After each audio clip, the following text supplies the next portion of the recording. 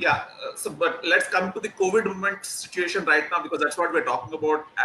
And COVID, one global COVID, as we know, it is the pandemic, and there's of course, we are now 3 months more into like post lockdown. Maybe there's an unlock is happening, but it's a slow and steady unlock.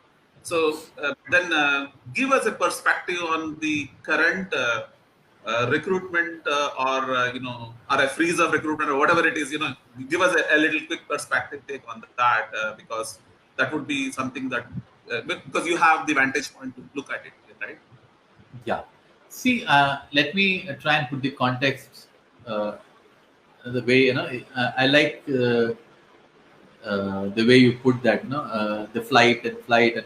You have a fantastic way with words, and that's what I loved about the book. Okay, you've been so fluent, not only in English but Hindi and Telugu also, and various places.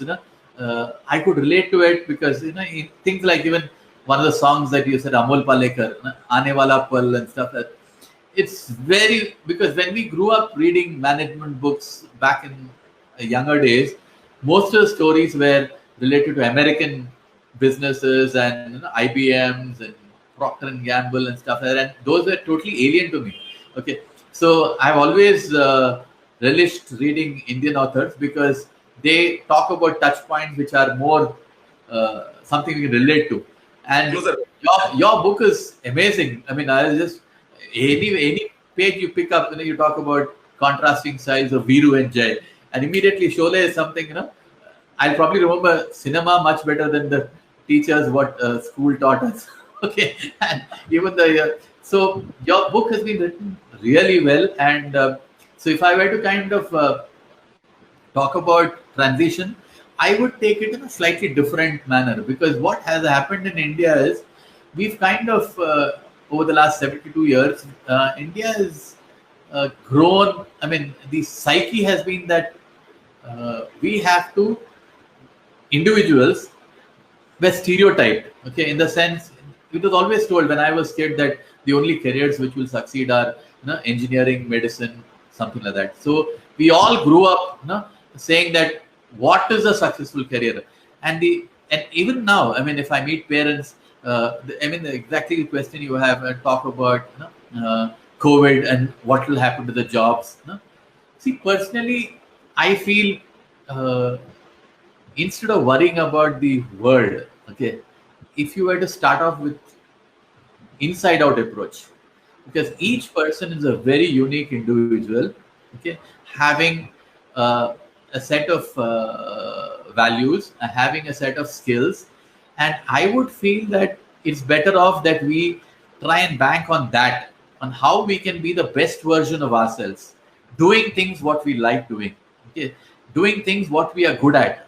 Because I personally feel if there is some skill, I mean, and everybody is good at very unique skills, okay, and somehow the education over the last 25-30 years has focused on the marks, and everybody is supposed to live somebody else's life. Okay, I personally feel that this is a great time, okay, to kind of back your own instincts, because each one has a personal strengths, and so if you can think of focusing on what you like doing best, you will do a lot of it, and if you do a lot of it, you will be good at it, and once you get good at it, you will get recognition, and that will spur you on to more success.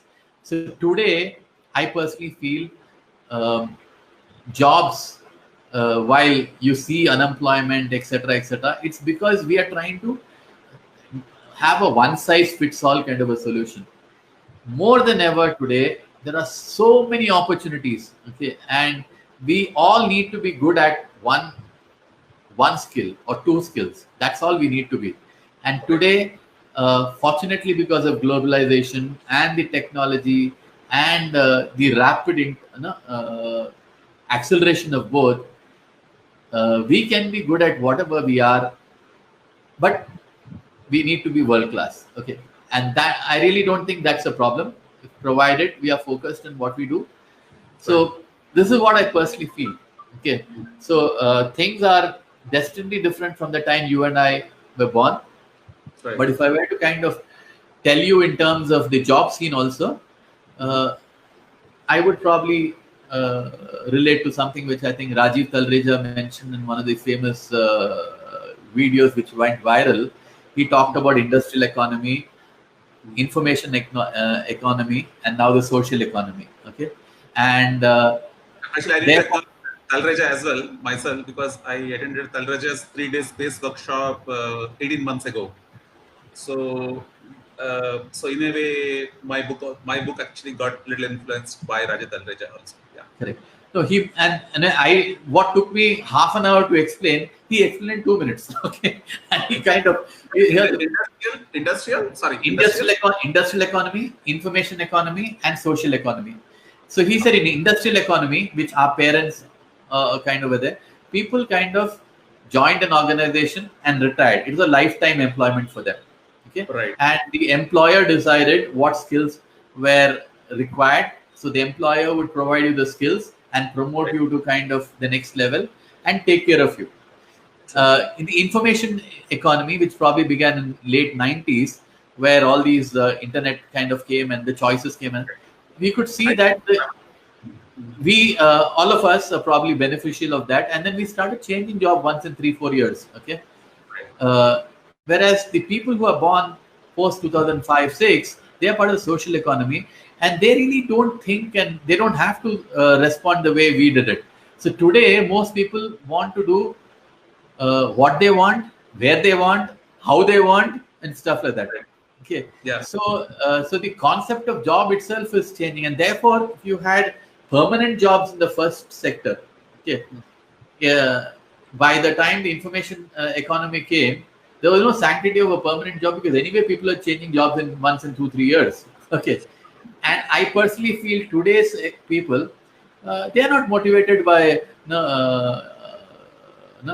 acquiring wealth or cars and houses and stuff like that, and you see it in the consumerism that we have. You look at the companies like Uber and Swiggy and stuff like that. So we can now, everything is available without acquiring them. Okay, so I think it is just natural to expect this gig economy to come, or the economy of freelancers to come. And if I were to go back to my earlier example of how you look at inside out rather than worry about the market situation, all you need to do is you need to just appeal to a set of people who are there who can benefit from you. So I probably need just 1,000 people. If I have a community of 1,000 people whom I can make a difference to, I can make a great living. I can make a great lifestyle. I don't need to be competing with all those large companies and all that. Yeah, I mean, that's what I'm trying to. And it's fortunately COVID has helped us understand the last 3 months. So much of technology has been adopted by people. We probably saved a lot of years. Okay, and now the fact that we are doing this video call and stuff like that, I think post COVID, a lot of us don't want to go back to the world that was. Okay, I'm sure a whole lot of people will ask, why should we travel 2 hours up in the morning and 2 hours in the evening? Now that we can work from home, do we really need to go to office? Can we have a mix of work from home, we go to office when required, okay, and stuff like that. So then, I mean, that's another, I need an hour to talk to you about the kind of job scene.